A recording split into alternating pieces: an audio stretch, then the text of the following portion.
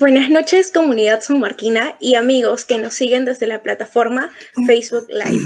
El día de hoy continuamos con el ciclo de ponencias sobre temas coyunturales.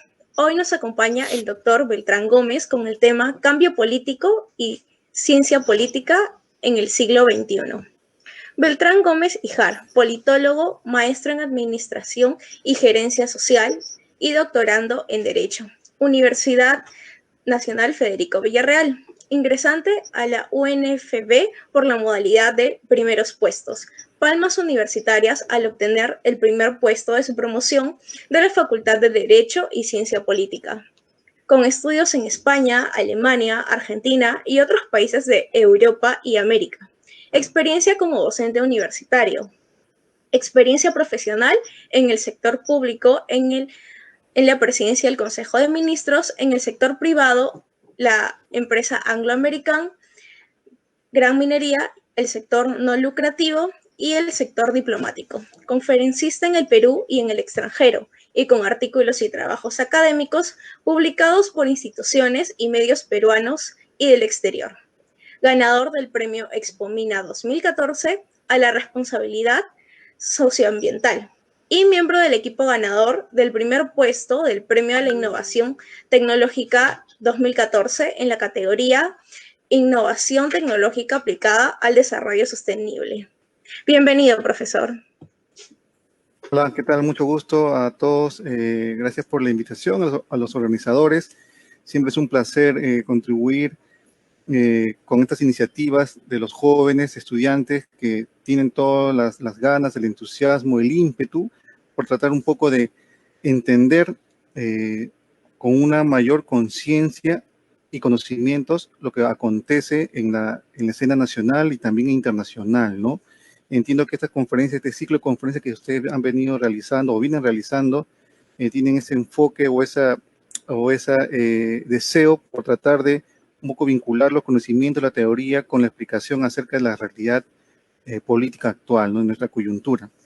En ese sentido, el tema que yo voy a hablar, que es, como bien lo han dicho, es el cambio político, voy a hablar sobre esas dos formas justamente, ¿no? Un poco decirles cómo se ha entendido el tema del cambio político a lo largo de la historia respecto a la ciencia política y a la filosofía política, y luego ir aterrizando poco a poco, incluyendo ya con la etapa de preguntas. Me imagino que ahí habrán preguntas o algunas consultas también por parte de la moderadora. Vamos a ir ya yendo hacia la parte coyuntural acerca de la realidad por la cual vive nuestro país, ¿no? Bueno, entonces, podemos empezar pues que el concepto de revolución. Siempre cuando hablamos de cambio político, siempre hay un concepto ahí, dos conceptos, pero sobre todo uno que escuchamos constantemente, que es el concepto de revolución. Tenemos en nuestra cabeza este concepto que nos llama a un cambio, ¿no? Uno escucha la palabra revolución e implica cambio. Esta palabra en realidad se venía utilizando de siglos atrás. Hace más de 2000 años se utiliza la palabra revolución. De hecho, fue Aristóteles quien utilizó en su libro quinto de la política el concepto de revolución, y él se refería justamente al cambio político, pero sobre todo se refería al cambio de los detentadores del poder, es decir, de los políticos, ¿no? Es decir, de los que detentaban el poder. A eso se refería Aristóteles con la palabra revolución. Estamos hablando pues de la época de la antigua Grecia, siglos antes de Cristo, ¿no? Y así se utilizó este concepto. Ya más adelante, con el transcurrir del tiempo, ¿no? Ya estamos hablando de otro concepto que también aparece, que es el concepto de reforma, pero la reforma se utilizaba sobre todo, fundamentalmente, para dar una explicación de un cambio desde el punto de vista religioso. Recordemos pues que la reforma protestante que surge justamente en el siglo XVI produce unos cambios enormes en lo que se refiere a la vida social, económica y política de Europa. La reforma protestante, que implicaba pues esta ruptura o este cisma dentro de la Iglesia Católica Romana, liderada por Martín Lutero, por Calvino, comenzó pues a producir conflictos, guerras que duraron un siglo, duraron décadas, que llevó a una violencia totalmente inesperada, ¿no?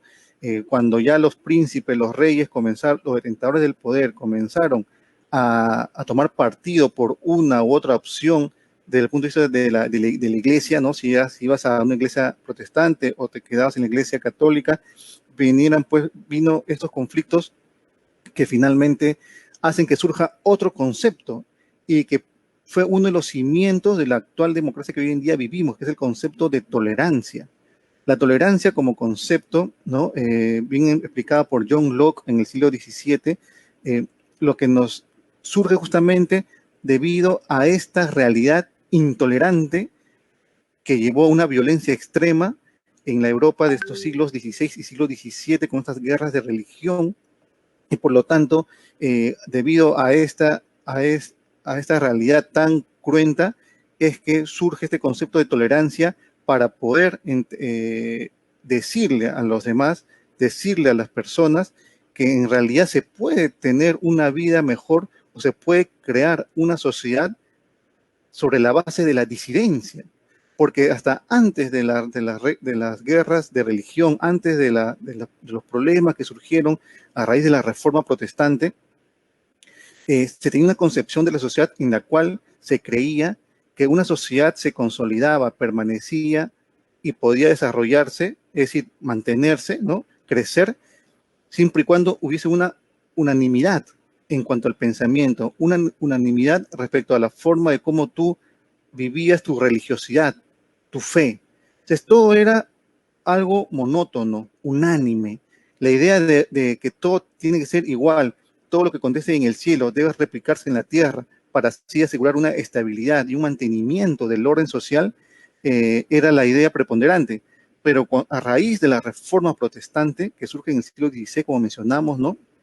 Es que la tolerancia surge como un concepto, y la idea de que la sociedad también puede desarrollarse y también puede conservarse, inclusive avanzar más rápido ante una realidad de divergencia de diferentes opiniones, ¿no? De encuentro de diferentes opiniones, era viable, era posible. Y más adelante inclusive se comenzó a tener ya la idea de que es esta nueva realidad, una realidad en la cual una sociedad podía tener diversas fe, diversos pensamientos, diversas ideas políticas. Más bien eso era lo que nutría más a una sociedad y ayudaba a que salga hacia adelante, hacia el desarrollo. Ideas totalmente diferentes, es decir, el cambio a raíz de la disidencia, de la diferencia, ¿no? Del cambio de opiniones, era un concepto nuevo, una idea nueva de cómo se debería actuar para mantener una sociedad o inclusive hacerla crecer, ¿no? Entonces, el cambio en este caso provino de un hecho o un acontecimiento de la religión, particularmente de una iglesia, ¿no? Entonces, este cambio religioso llevó un cambio político, porque como mencioné, esta idea de la tolerancia, pues justamente es una idea que va a ser el cimiento o uno de los cimientos de la futura democracia que hoy en día ya estamos viviendo, ¿no? Y recordemos también que es en el siglo XVI, que además de que aconteció este tema de las reformas protestantes, es que surge también estos autores, bueno, se escribieron grandes libros como ellos, por ejemplo, el de Nicolás Maquiavelo, El Príncipe, ¿no? También es propio de este siglo, Maquiavelo, donde se utiliza por primera vez ya la palabra república, pero en el entendido como hoy en día lo manejamos, ¿no? Como una forma de estructurar la política de una sociedad. Recién ahí con Maquiavelo es que la palabra república tiene la connotación actual que hoy en día manejamos, ¿no?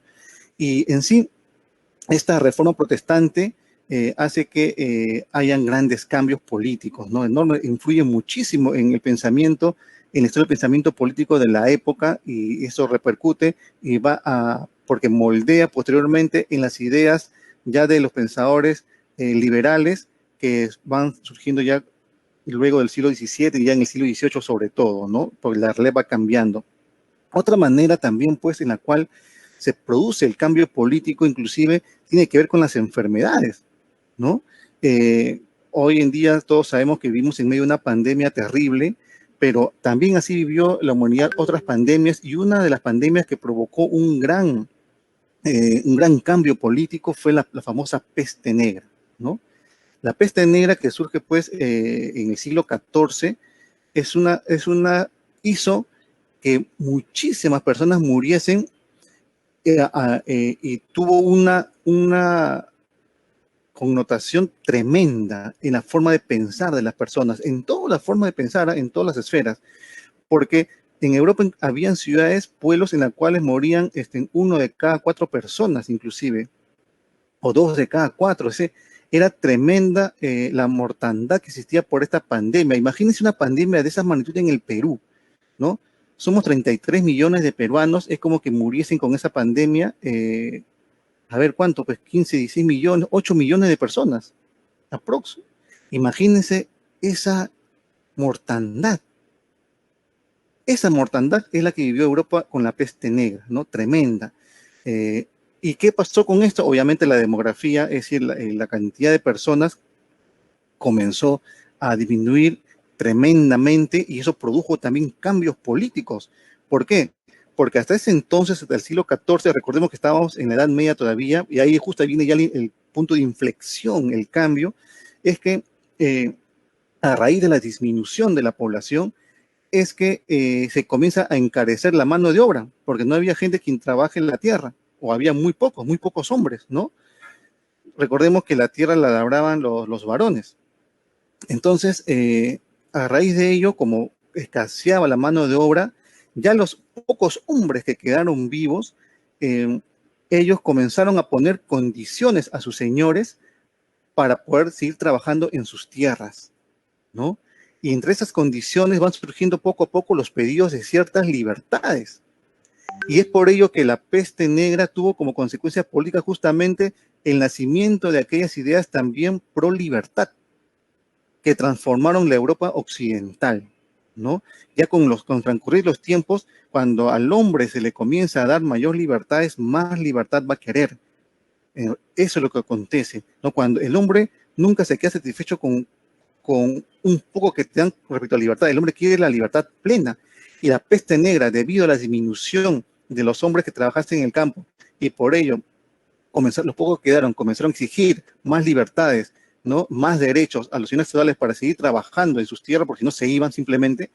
Y quisimos señores feudales, bueno, no aceptaron por la buena, eso viene que hubo conflictos, hubo guerras también, pero finalmente tuvieron que ceder, ¿no? Porque no les quedaba otra, tuvieron que ceder.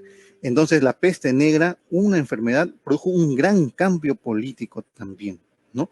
Entonces, acá tenemos como el cambio político pues proviene también inclusive de acontecimientos naturales como es una enfermedad, una pandemia, ¿no?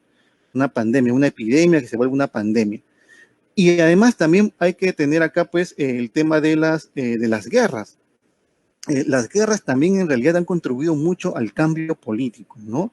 Recordemos nomás pues el famoso concepto de la revolución militar dada por Michael Roberts en la década del 50, siglo XX estamos hablando, ¿no?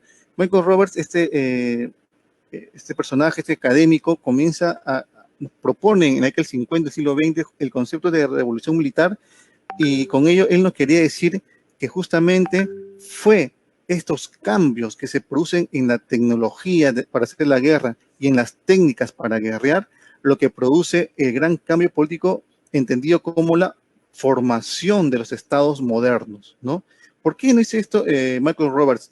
Sucede que a partir del siglo XIV, quizás sí, a partir del siglo XIV hacia adelante, pero fundamentalmente en los siglos XV y XVI hasta el XVII, hubieron cambios tremendos en la forma de hacer la guerra. Por ejemplo, comienzan a mejorarse las técnicas para hacer los cañones, las balas, ¿no? Las balas pasan de ser balas de piedra, estamos hablando de balas de cañones, ¿no? A ser balas de metal, con lo cual pues ya las fortificaciones antiguas medievales comienzan a ser inútiles. ¿Y qué lleva esto? ¿Qué llevó a que las balas sean diferentes, la forma del cañón sea diferente, a que también se transformen las barreras, es decir, aquellos, no solamente los castillos, sino también todas las fortalezas que se hacían para defender los puertos, por ejemplo, ¿no? Entonces, ¿eso qué produce? Que cambie la arquitectura, y esta nueva arquitectura implicaba mayor costo para poder soportar mejor los embates, los asedios. Y entonces, la guerra, y además se van mejorando también lo que son las armas que utilizaban los soldados, y todo eso comienza pues a hacer que se encarezca la forma de hacer la guerra, ¿no? Se encarezca. Y justamente en plena revolución militar es cuando llegan los españoles a América, ¿no? Recuerden que los españoles llegan en 1492. Fue en ese siglo justamente en que estaban viviendo Europa en toda la revolución militar, las nuevas armas, ¿no? Para los soldados, las nuevas armas para los barcos, también los barcos comenzaron a mejorar. Todo eso, toda esa revolución militar lo que produce, ¿qué cosa es? La expansión también de los imperios, es decir, mejor dicho, la formación de los imperios. Y es por eso que España llega hasta América y conquista, como todos sabemos, rápidamente a la América hispánica, ¿no? Es entonces, habían dos Américas, ¿no? La América inglesa y la América hispánica, principalmente. Entonces, esta revolución militar, ¿por qué hace o produce el cambio político? Porque como se comenzó a encarecer la guerra, el hacer la guerra, se requería obviamente más recursos. Y un señor feudal o un pequeño rey me refiero que tiene un reino muy pequeño territorialmente hablando y por lo tanto pequeño respecto a población que lo sustente, eh, no podía solventar estos gastos tremendos para tener estas nuevas armas y tener estas nuevas técnicas y tener ejércitos más amplios, ¿no? Entonces, ¿qué se hizo necesario? Recaudar más dinero. Para recaudar más dinero requerías más gente a quien le extraer su dinero, sus recursos. Para eso tenías que ampliar tu territorio, para que tengas más súbditos, ¿no? Y tenías que tener una burocracia más especializada, o mejor dicho, especializada ya y permanente en lo posible para que pueda administrar mejor los recursos cada vez más grandes para poder solventar las nuevas guerras. Y todo eso que implicaba entonces más poder. ¿Qué tipo de poder? Poder político. ¿Para qué? Justamente para realizar todas estas acciones, ¿no? Y además se produjeron obviamente otros cambios también paralelamente que llevó todo a la formación de este Estado-nación que hoy en día para nosotros es algo tan normal. Bueno, en ese entonces recién estaba formando, no existía el Estado-nación como hoy en día lo conocemos, ¿no?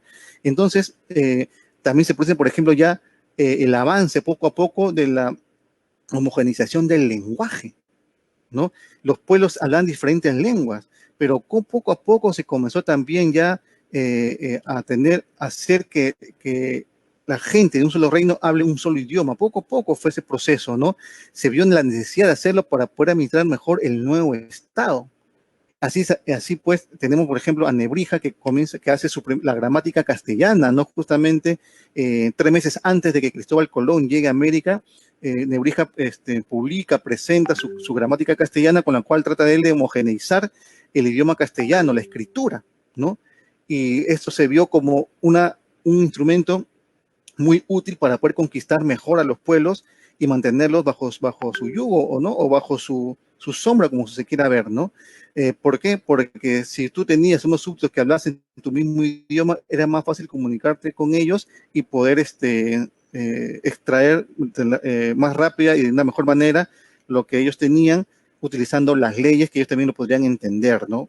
El idioma se utilizó también como un instrumento justamente ¿para qué? Para facilitar a los imperios que estaban naciendo sus conquistas y mantener a sus conquistados, ¿no? Entonces, este cambio político pues también se debe a las guerras, ¿no? El cambio político debido a las guerras fue ese ejemplo enorme como nos da la revolución militar de los siglos XIV, XV, XVII, grandes cambios que hacen que la guerra pues se vuelva una cosa demasiado compleja y que era necesario para ello concentrar más el poder para poder dominar sobre un más amplio territorio, ¿no? Entonces, eso es como el cambio político también comienza a tener este origen, ¿no? Pero también en la filosofía política hemos tenido, pues, diversas explicaciones acerca del cambio político. Es decir, siempre en la filosofía política y luego también en la ciencia política ya más adelante cuando esta aparece, ¿no? Una de las ideas principales o una de las preocupaciones que siempre han tenido los filósofos políticos y luego los politólogos es cómo mantenemos estable un sistema político y por qué se producen los cambios en un sistema político, ¿no? Y, por ejemplo, acá podemos hablar de muchos autores, pero para no extendernos demasiado, ya que estamos hablando más o menos por los siglos XV, el XVII, vamos a hablar de Montesquieu, ¿no? Montesquieu, como ustedes recordarán, es francés, ¿no? El famoso pensador que contribuyó mucho a la que es la democracia actual con su teoría de la separación de poderes, ¿no? Ese es Montesquieu. Montesquieu nace en 1689, 100 años antes de la Revolución Francesa, y muere en 1755, ¿no? Poco antes de que esta acontezca, ¿no? 33 años antes, ¿no? Sí, 34 años antes, ¿no? Entonces, Montesquieu nace justamente en época en la cual gobernaba un rey que también marcó historia, ¿no? En Francia, estamos hablando de Montesquieu francés, y es Luis XIV, ¿no?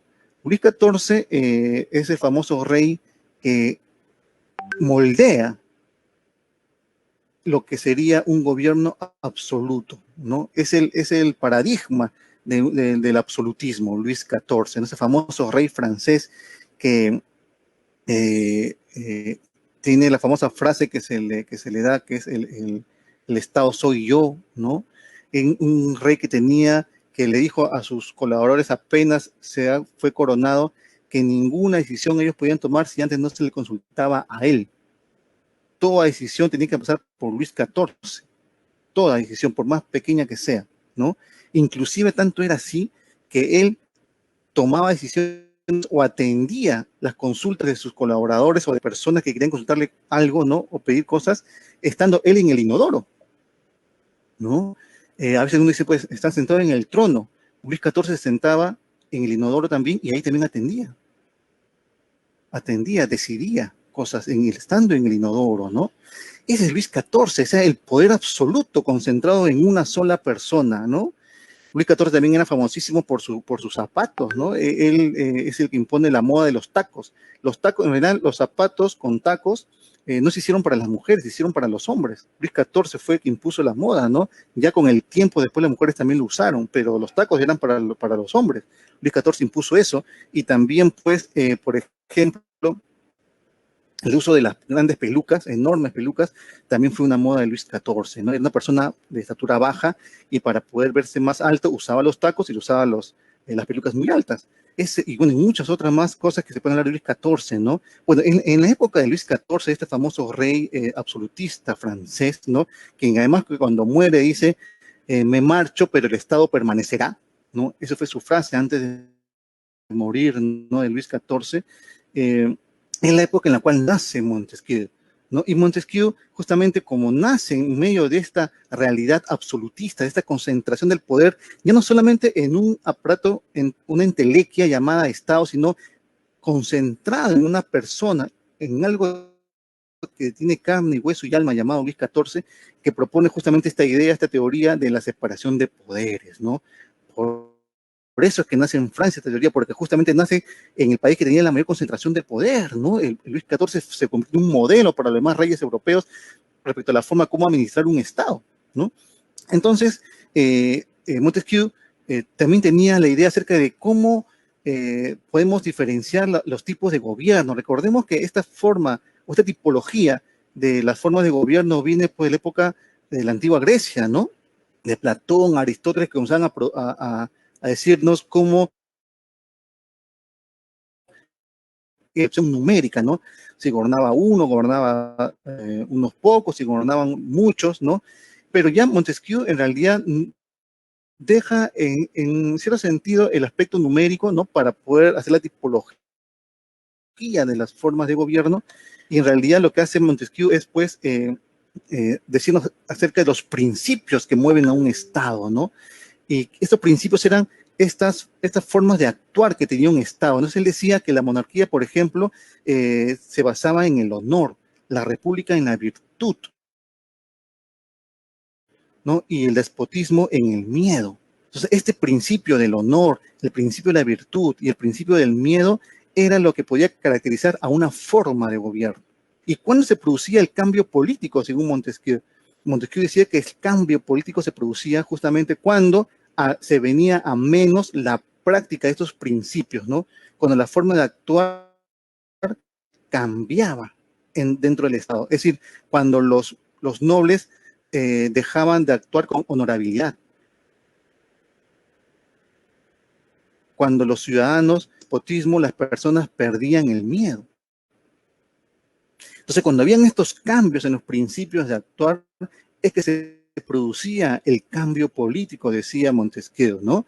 Entonces, esa es otra forma de explicación del cambio político que nos da este famoso, pues, pensador francés, ¿no? Que también ya es parte de lo que es considerado la Ilustración, ¿no? El famoso periodo de Ilustración del siglo XVIII, ¿no? Estos famosos pensadores ilustrados que comienzan a pensar acerca de cómo, sobre todo, dividir el poder, cómo limitar el poder, cómo evitar que el poder esté por encima del hombre y actúe de manera arbitraria, ¿no? Ese es el periodo de los pensadores ilustrados, muchos pensadores que dieron la base, por ejemplo, las ideas liberales, ¿no? Son de esta época. ¿Por qué? Porque acontecía lo que estamos hablando en estos momentos, ¿no?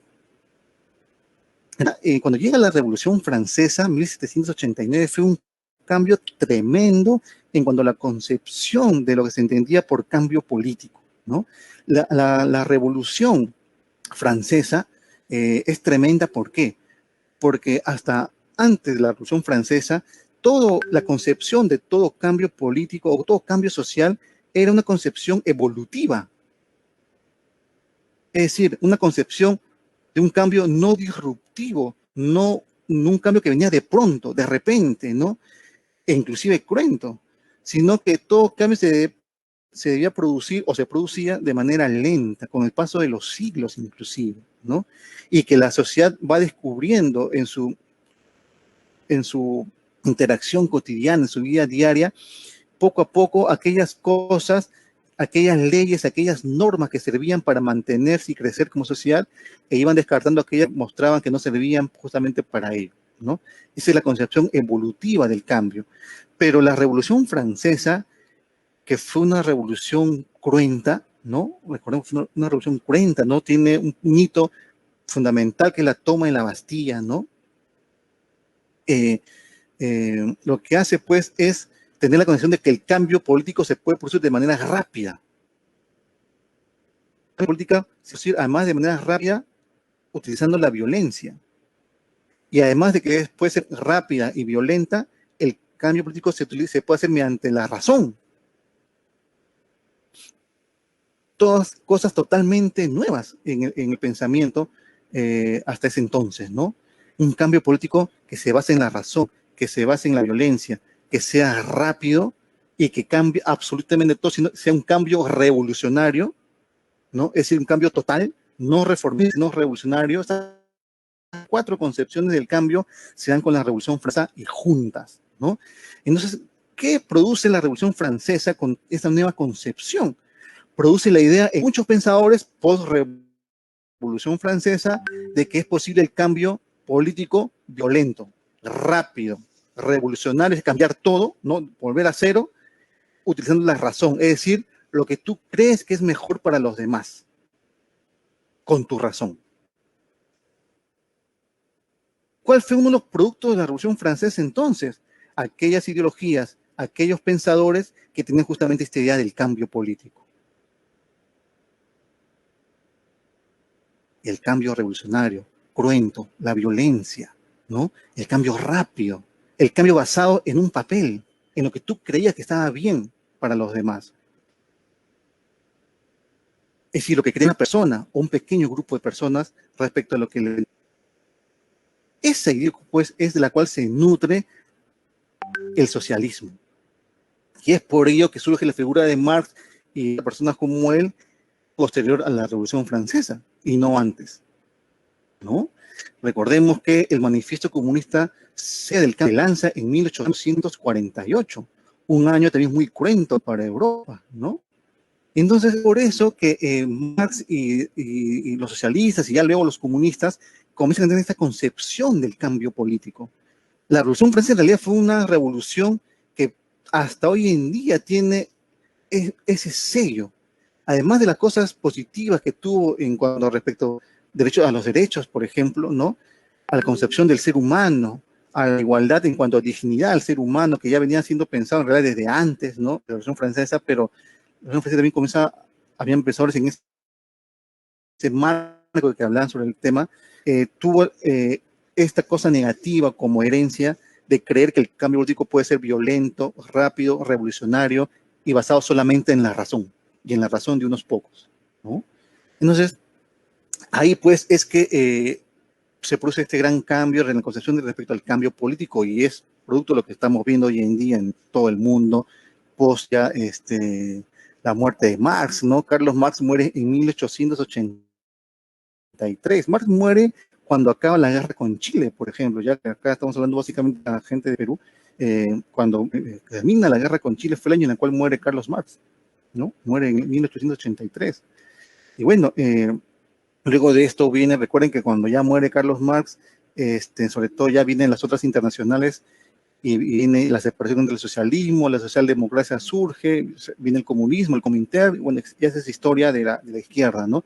Pero todo tiene esta concepción del cambio político, el cambio violento, a excepción de la socialdemocracia, ¿no? En los demás socialismos y el comunismo hablan del cambio violento, el cambio rápido, el cambio basado en la razón, ¿no? El cambio rápido, revolucionario, ¿no? Es lo que después, ya pasando los años, Hayek le llama a esta concepción constructivista de la sociedad, ¿no? Y la idea, la concepción constructivista del cambio o de la conformación de una sociedad en la cual habla Hayek es justamente esta idea que se tiene de que nosotros podemos hacer los cambios políticos sociales solamente basados en la razón, en lo que nosotros creemos que es lo mejor para los demás. Eso es lo que trae también cosas, trae tolerancia también, ¿no? Porque cuando tú crees que los cambios positivos, solamente tú lo sabes, tú has sido los demás, porque los demás no saben, viven en las tinieblas, y tú eres la vanguardia que sí sabe lo que es bueno para los demás, eso te vuelve finalmente intolerante, y para que tú produzcas los cambios que tú crees, basado en tu razón, que son necesarios, requieres demasiado poder, porque hay que imponerlo. Y para que tú impongas una idea de cómo debe tener una sociedad, tienes que tener todo el poder posible. Eso que lleva a los autoritarismos. Por eso es que los socialismos son autoritarios.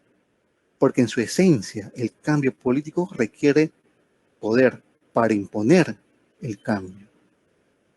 Muy diferente a la concepción liberal, por ejemplo, respecto al cambio, ¿no? El liberal dice que el cambio es producto de la evolución, producto de una discusión larga, de un diálogo solamente pausado, reflexivo, ¿no? Los cambios repentinos no son positivos, ¿no? El liberal tiene la concepción evolucionista del cambio, a diferencia de los socialismos, ¿no? Que es el cambio radical, rápido, basado en la razón y la violencia. Recordemos que Carlos Marx decía que la violencia es la partera de la historia. Recuerden siempre esa frase, ¿no? Lo que decía Carlos Marx. Bueno, después Max Weber, ¿no? También ya desde el punto de vista de este gran pensador alemán, también, bueno, Alemania nos ha regalado muy buenos pensadores que han moldeado nuestra forma de ver las cosas, ¿no? Recuerden que Alemania siempre fue el país de la cual se nutría el pensamiento de todo el mundo, ¿no? Los profesores norteamericanos en el siglo XIX, básicamente ejemplo, las escuelas de ciencia política, y que estamos hablando de ciencia política también, en Estados Unidos, sobre unas escuelas, traían lo posible a profesores alemanes, profesionales alemanes, ¿no? Para que les enseñen allá. Estados Unidos todavía estaba un poco huérfano respecto a lo que serían especialistas en ciencia política. Básicamente eran alemanes, ¿no? Lo que iban a nutrir las escuelas de ciencia política en los Estados Unidos en el siglo XIX. Bueno, Max Weber también, pues, este sociólogo alemán, ¿no? Que nace en el año 64, en 1864, y muere en 1920, es decir, en el periodo, él vive el periodo en el cual el socialismo está en pleno apogeo. En pleno apogeo estaba el socialismo durante la vida de Max Weber, ¿no? Este alemán. Recordemos pues que él al morir en 1920, él ha visto el triunfo bolchevique de 1917, ¿no? Él vio la muerte de la familia Romanov, ¿no? Del zar, los rusos, que fue en 1918, ¿no? Cuando muere toda la familia asesinada. Cruentamente fueron asesinados el zar y su familia, incluyendo sus menores hijos. La violencia, recuerden, como partera de la historia, ¿no? Matar a toda una familia para consolidar el cambio político, ¿no? Esa fue la muerte del zar y su familia, ¿no? Su esposa, Alexandra y sus hijos, ¿no? Alexei, el menor, el que iba a heredar el trono, ¿no? Mueren asesinados. Pero bueno, es la violencia que produjo los bolcheviques, ¿no? Los socialistas rusos, ¿no? Los comunistas, la parte del ala dura, ¿no? Pero bueno, ¿qué nos decía Max Weber, por ejemplo? Max Weber nos hablaba de que su idea era de por qué la gente obedece al poder, ¿no? Y él decía, pues, que la gente obedece al poder, acá estamos hablando de la legitimidad del poder, ¿no? o lo que se llama en la filosofía política el problema de la obediencia política, es decir, ¿por qué la gente obedece al que tiene el poder? Esa pregunta es sumamente filosófica, ¿no? Y se le llama el problema de la obediencia política en filosofía política, ¿no? Y Weber nos decía, pues, que en realidad la gente, hay tres fuentes de la legitimidad política, ¿no? De la obediencia política. Uno es el carisma del líder, ¿no? El otro es la tradición y el otro es la ley. Tres cosas, ¿no? Carisma, tradición y la ley. Pero ¿qué más nos decía Max Weber, ¿no? Este gran sociólogo alemán, ¿no? Él nos decía, pues, que el cambio se produce justamente cuando las personas comienzan a perder la creencia en esa obediencia del poder, ¿no? Es decir, cuando el carisma ya pierde fuerza, cuando la tradición se apaga, ¿no? Cuando la ley se convierte en algo vacío de contenido. Ahí se produce el cambio político, cuando la gente dice, bueno, la tradición, no, la tradición ya es tradición, pues, ¿para qué seguirla? Cuando tú dices el líder político o tu líder, tú lo ves ya no carismático, sino todo lo contrario. Te producen aversión. Y cuando tú ves que la ley es pisoteada o es utilizada para la conveniencia del poderoso, entonces la ley pierde contenido. Entonces la gente ya no cree en ninguna de esas fuentes de la legitimidad del poder. ¿Y qué produce eso? Cambios políticos. La gente comienza a buscar cambios, ¿no? Entonces, esa es otra manera también de la concepción respecto al cambio político, ¿no? ¿Por qué se produce el cambio político? Y en realidad, pues, seguimos avanzando en el tiempo, ¿no? Ya estamos en el siglo XX, ¿no? Con Max Weber. Y la concepción del cambio político es una concepción que, como dije, sobre todo cambia fundamentalmente con la Revolución Francesa, y ya estamos en la década del 20, la década de periodo de entreguerras, donde surgen esas concepciones de manejar el poder político tan autoritarias y totalitarias, inclusive, como son pues el comunismo, como son el fascismo y el nazismo, que se llamaba nacionalsocialismo, recordemos. Ese era el nombre, nacionalsocialismo. Ese era el nombre del nazismo. A veces se escucha mucho decir de que, por ejemplo, el fascismo es de derecha, que el fascismo es una forma de liberalismo, en realidad, un liberalismo autoritario, pero no hay nada más cerrado que eso, porque justamente, más bien, el fascismo, el nazismo, se nutrieron del socialismo y se llamaban socialistas, incluso hablando del nazismo físicamente en este momento, ¿no? Se llamaban socialistas. No se llaman nacional-liberalistas, se llaman nacional-socialistas, el nacional-socialismo. Y es por ello que el nazismo, en realidad, no perseguía a los liberales tanto. ¿Por qué? No porque eran sus amigos, sino porque los liberales ya estaban en vía de extinción en Alemania en ese entonces. Ya las ideas liberales habían sido cada vez dejadas por los pensadores alemanes. Y más bien se estaban nutriendo de las ideas socialistas ya desde el siglo XIX hacia adelante, ¿no? Y entonces, recordemos que la socialdemocracia fue muy poderosa, además, en Alemania, ¿no? Sumamente poderosa. Alemania fue el primer país que comenzó a establecer el estado de bienestar. Alemania fue invadida por las ideas socialistas, ¿no? Este país, pues, el país de Humboldt, este gran liberal, pues se comenzó a irse hacia la izquierda, ¿no? Entonces, Humboldt, me refiero al hermano de Alexander von Humboldt, ¿no? El que estuvo acá en Perú. El hermano fue un gran pensador político, les recomiendo que los lean, ¿no? El hermano de Humboldt, gran liberal alemán. Bueno, entonces, a lo que iba es que Alemania justamente da este viraje también, ¿no? Da este viraje, el cambio, un cambio tremendo hacia mal, obviamente. Nosotros sabemos las consecuencias que trajo el fascismo y el nazismo, no solamente para Europa, sino para todo el mundo, ¿no? Para todo el mundo, que tuvo sus réplicas acá también en América, ¿no? Inclusive en el propio Perú, las famosas camisas negras, estamos hablando de la época del 30, en la época pues de Sánchez Cerro, ¿no? Recordemos eso. Y entonces,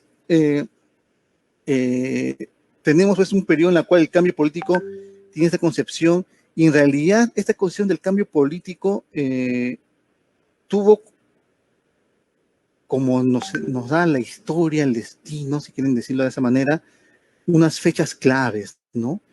En 1789 hemos dicho que se da la Revolución Francesa, ¿no? Recordemos.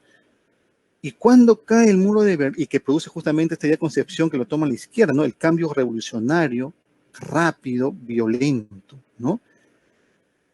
¿Y cuándo termina? ¿Y cuándo fue la fecha de la gran derrota de esta concepción violenta del cambio político, revolucionaria, basada en la pura razón del cambio político, en 1989, con la caída de ¿qué? Del muro de Berlín. Entonces, han sido justamente 200 años en la cual se da esta gran preponderancia de la idea del cambio político como un cambio violento, revolucionario, ¿no? Este cambio de la pura razón, rápido. 200 años, 1789 inicia con la toma de la Bastilla y termina en 1989 con la caída del muro de Berlín. Luego de eso, obviamente, ya sabemos que se produce, pues, ya la disolución de la Unión de las Repúblicas Socialistas Soviéticas, que se da en 1991, a fines de ese año ya se da, ¿no? Y al año siguiente además se muere uno de los pensadores más importantes de la libertad, que es Hayek, ¿no? Hayek muere en el año 92. Hayek justamente vio el derrumbe del socialismo, ¿no? Como opción real para administrar y controlar el poder, ¿no? Ahora, eso significa de que esta manera de concebir el cambio político, es decir, la concepción revolucionaria, violenta, de la pura razón y rápida, ¿ha desaparecido? No ha desaparecido, evidentemente. La concepción todavía continúa. Aún hay personas, aún hay políticos en todo el mundo que todavía tienen esta idea del cambio político. ¿Es la mejor idea?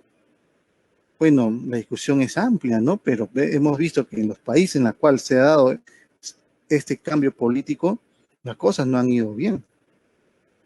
No solamente por las muertes que han producido, recordemos los genocidios producidos por el gobierno estalinista, por el gobierno bolchevique, ¿no? Fueron millones de personas que murieron en Rusia, millones que murieron con la revolución cultural de Mao Zedong, de inanición inclusive, ¿no? De hambre. Bueno, hasta aquí nomás me quedo porque ya es a las 8 culmina, son 7:51 estoy viendo. Y bueno, si hay alguna consulta, pregunta, tenemos creo que unos 9 minutos. Gracias por escucharme y bueno, y atento a sus consultas, sus comentarios. Les doy el pase.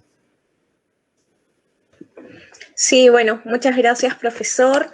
Hemos podido observar de manera clara y ejemplificada cómo momentos coyunturales hicieron posible cambios sustanciales y muy profundos que marcaron la historia, no solo de un país, sino también del mundo entero, ¿no? Desde guerras, pandemias, corrientes ideológicas, entre otros, ¿no?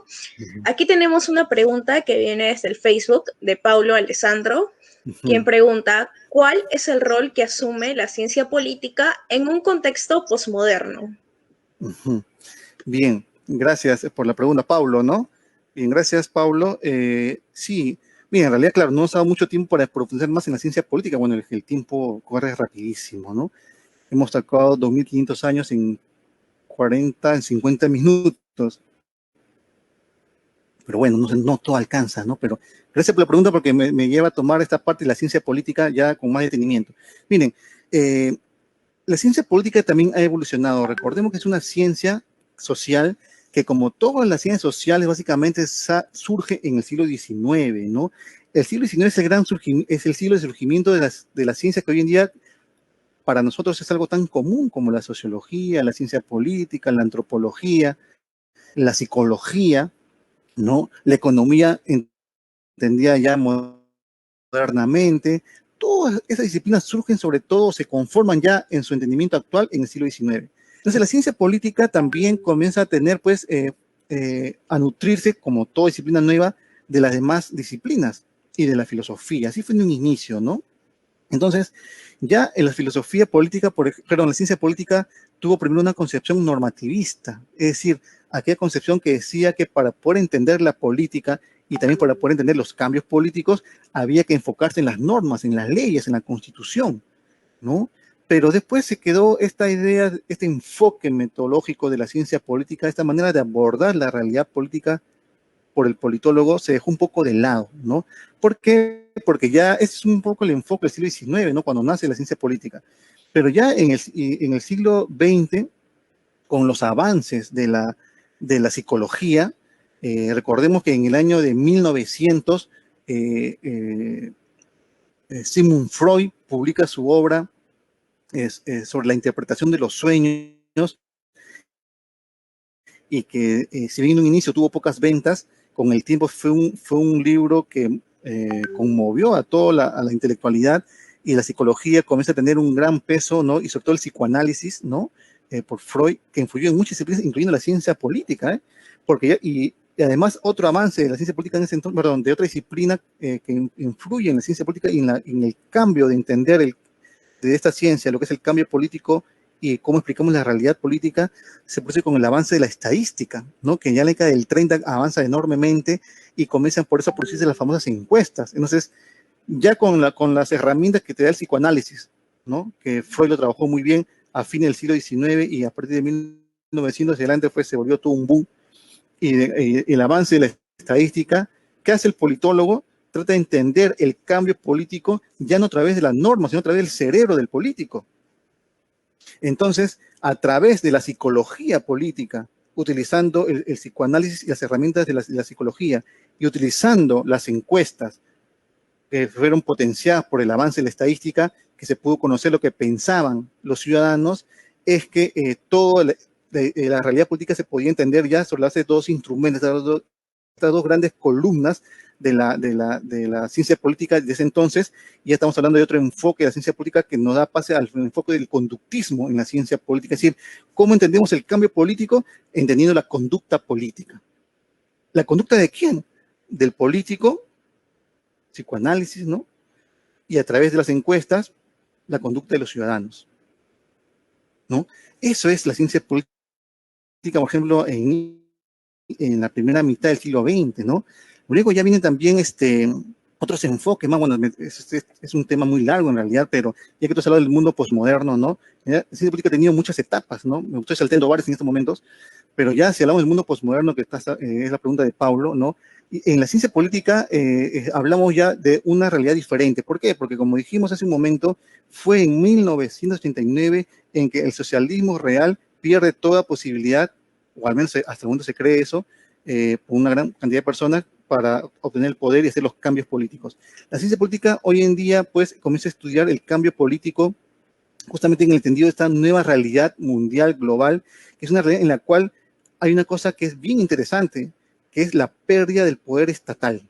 Es decir, el Estado en el mundo posmoderno es un Estado en el cual eh, está jalado por dos grandes fuerzas, desde abajo y desde arriba. Desde abajo son las fuerzas de los ciudadanos, de las asociaciones, de las empresas, de los agremiados, de las provincias, de los distritos, de las regiones que conforman un Estado, que cada vez le piden al Estado tener ellos más poder, y por ende el Estado tener menos poder. Y por la parte de arriba, las instituciones supranacionales también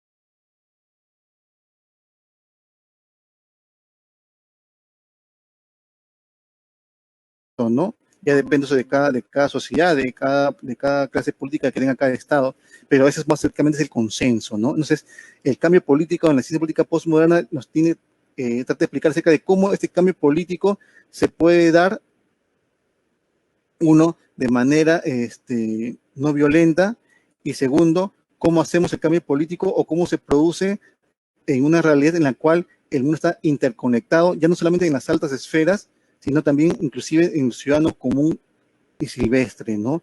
Porque hoy en día, recordemos que, bueno, en realidad siempre la democracia, sobre todo la democracia moderna, es una democracia basada en la opinión, ¿no? Nuestra democracia representativa es una democracia basada en la opinión, en realidad, ¿no? Esa es la base de la democracia. Bueno, una pregunta, quizás tenemos por una más, no son las 8. Sí, tenemos justamente una pregunta más, pero creo que usted ha dicho algo muy importante, ¿no? Que es cómo hacer el cambio político sin violencia.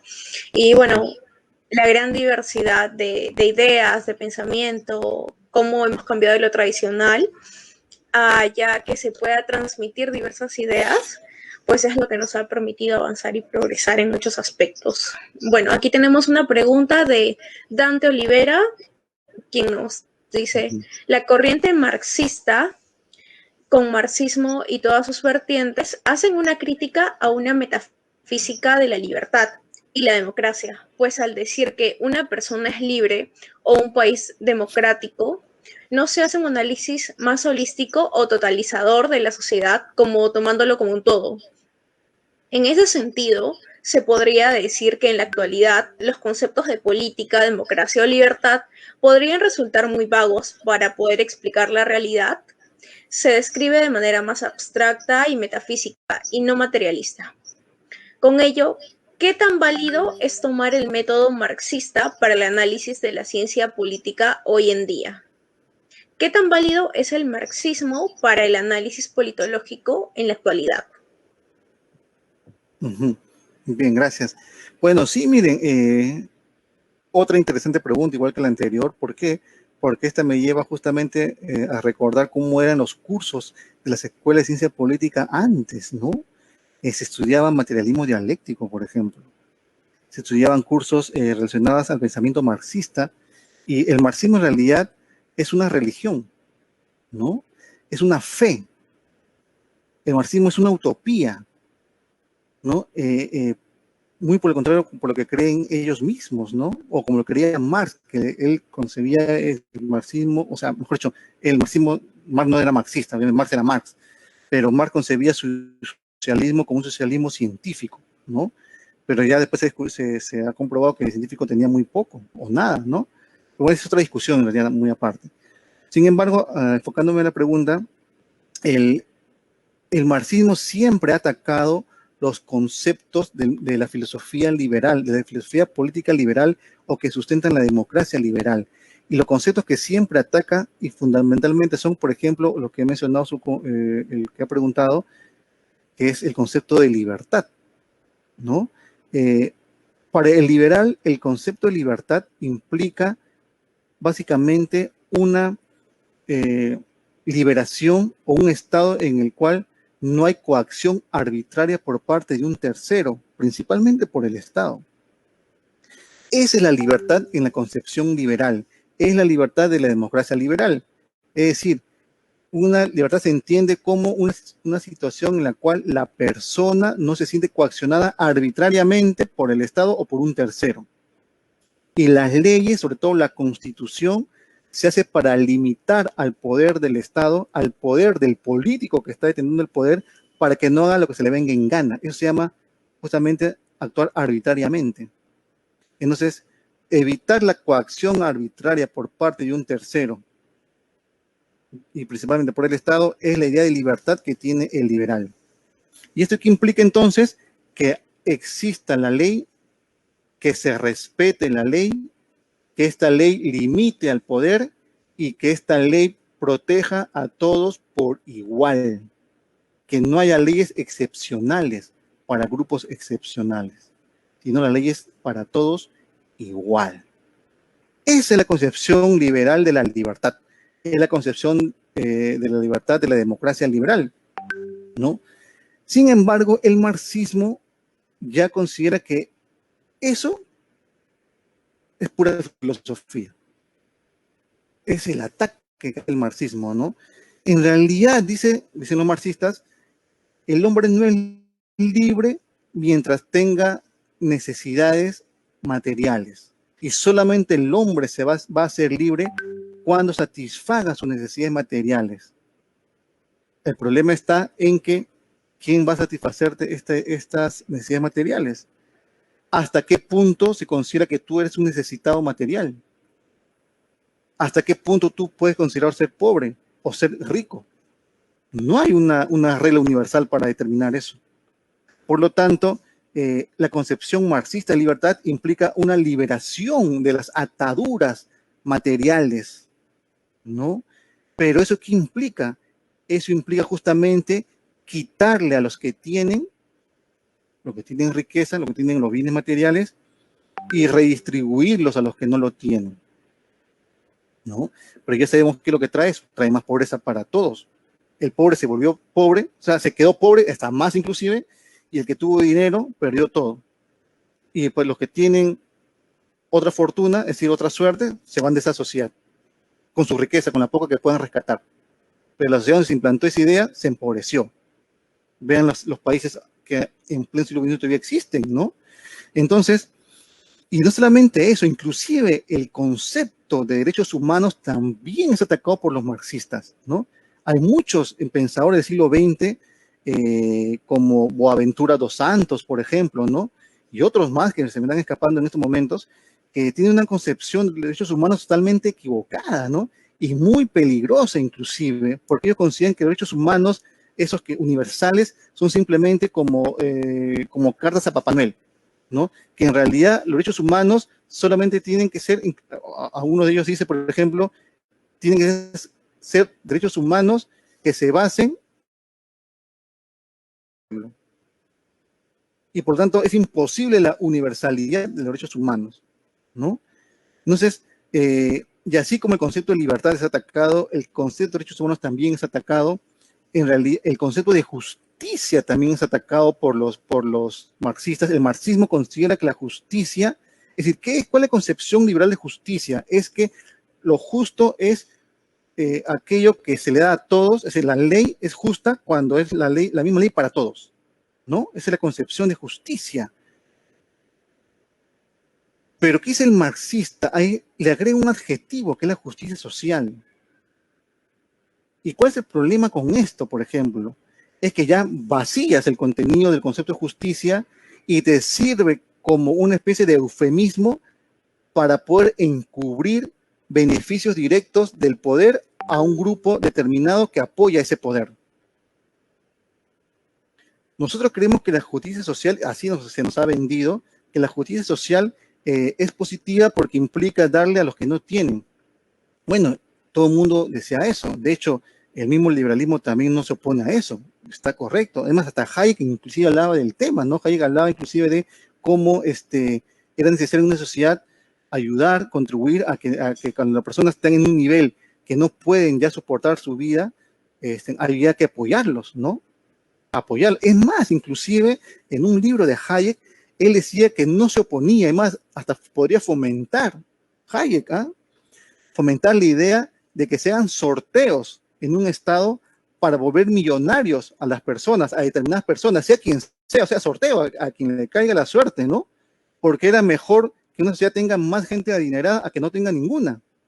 Entonces Hayek decía, para mover un poco la sociedad y que haya riqueza, hasta él tenía la idea de hacer estos sorteos nacionales para que al que tenga la suerte le damos los millones. Y él libremente decide qué hará con sus millones, ¿no? Pero la idea es que se tenía la concepción, Hayek, ¿no? De que eso iba a mover la sociedad, ¿no? Y esta concepción tan interesante, ¿no? Y nadie lo ha, bueno, yo no lo he escuchado, pero yo lo leí a Hayek, es uno de sus textos, ¿no? Me pareció súper interesante, ¿no? Para discutirlo me parece fenomenal. Pero bueno, entonces, este concepto de justicia social también es atacado, de justicia es atacado por el marxismo. Y todos los conceptos de la ciencia política o de la filosofía política son atacados constantemente por el marxismo, vaciándolo de contenido y transformándolo. Eso es lo que Hayek, también ya que estamos hablando de Hayek, es lo que Hayek hablaba acerca de el lenguaje envenenado, ¿no? Y Sartori, a la hora de politólogos, Giovanni Sartori también hablaba de lo mismo, ¿no? Sartori también se preocupaba acerca de cómo se había vaciado de contenido, cómo se había tergiversado el concepto de democracia, que también ha sido tergiversado por los marxistas. Ellos hablan de la famosa democracia, la democracia real, bueno, el socialismo real y la democracia popular, la verdadera democracia, que era la de ellos, ¿no? Todos sus países se llamaban la República Democrática Alemana, la República Democrática tal, pero todos eran gobiernos comunistas que no tenían nada, ¿no? Entonces creo yo, ante la pregunta esa, pues, es que el enfoque marxista de la ciencia política es un enfoque que en realidad confunde, ¿no? Confunde, y lo que te lleva es a implementar una sociedad basada en una realidad que ellos han preconcebido a través de un escritorio, a través de unos pocos textos, creyendo que tienen la razón para hacer ese cambio político. Entonces, en mi opinión, en realidad, esta concepción marxista de la ciencia política no es muy fructífera, en realidad, es mejor dicho, no puede darnos frutos que nos pueden llevar a un buen puerto, ¿no? No creo que eso nos pueda llevar. El ataque es constante y hay que tener buenos ojos, por eso yo siempre les recomiendo a mis alumnos o a las personas con las que converso, es que hay que siempre leer muy bien la filosofía política, no hay que desprenderse de los clásicos de la filosofía política, porque ahí está la clave para poder entender y no dejarnos engañar por aquellas otras corrientes que quieren, a través de utilización de eufemismos o de un lenguaje envenenado, tergiversar las concepciones, las definiciones, los conceptos básicos que soportan este sistema político que llamamos democracia liberal y que ha llevado a que nuestra civilización sea lo que hoy en día es, ¿no? Es una sociedad sumamente avanzada y rica si la comparamos con los tiempos pasados, ¿no? Bien. Eso es. Una última pregunta, profesor, de Leonardo David Obispo. Aquella característica de concentrar el poder en tiempos de Luis XIV parece un patrón que en nuestro país ha venido demostrándose de diferentes maneras en los últimos años. Sin embargo, ¿cuál debería ser, a su juicio, la función de la ciudadanía para contrarrestarla precisamente en estos tiempos de contienda electoral? Sí, mire, la ciudadanía en realidad tiene un rol preponderante en la democracia liberal. ¿Por qué? Porque como mencioné hace unos pocos minutos, la democracia es un gobierno, la democracia representativa, para ser más exactos, ¿no? Es un gobierno que se basa en la opinión, ¿no? Y entonces, ¿por qué es un sistema que se basa en la opinión? Porque el político en la democracia representativa decide no sobre la base de la razón, no sobre la base de un estudio, no sobre la base de un interés general, no sobre la base de una representación política, sino que representación política entendida como representación de los intereses generales, ¿no?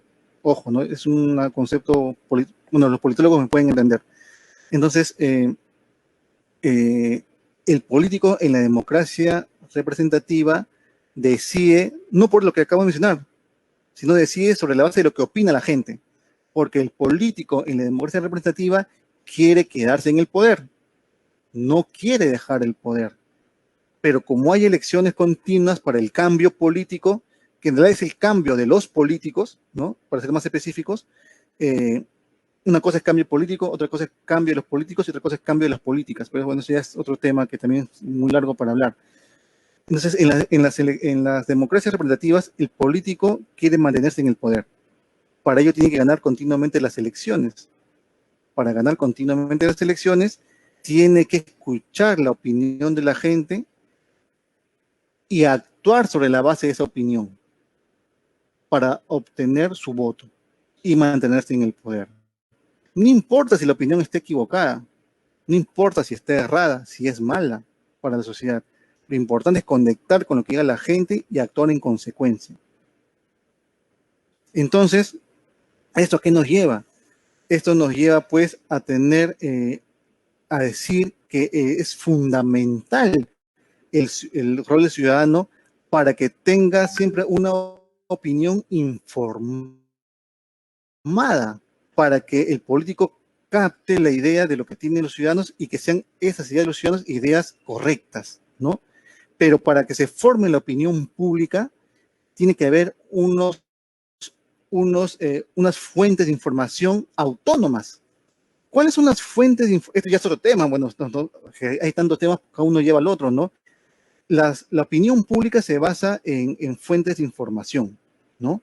Y las fuentes de información son, por ejemplo, los medios de comunicación, son las opiniones de los líderes de opinión, ¿no? Son lo que conversan dentro de un hogar, una familia, un grupo de amigos, son las diferentes fuentes de información.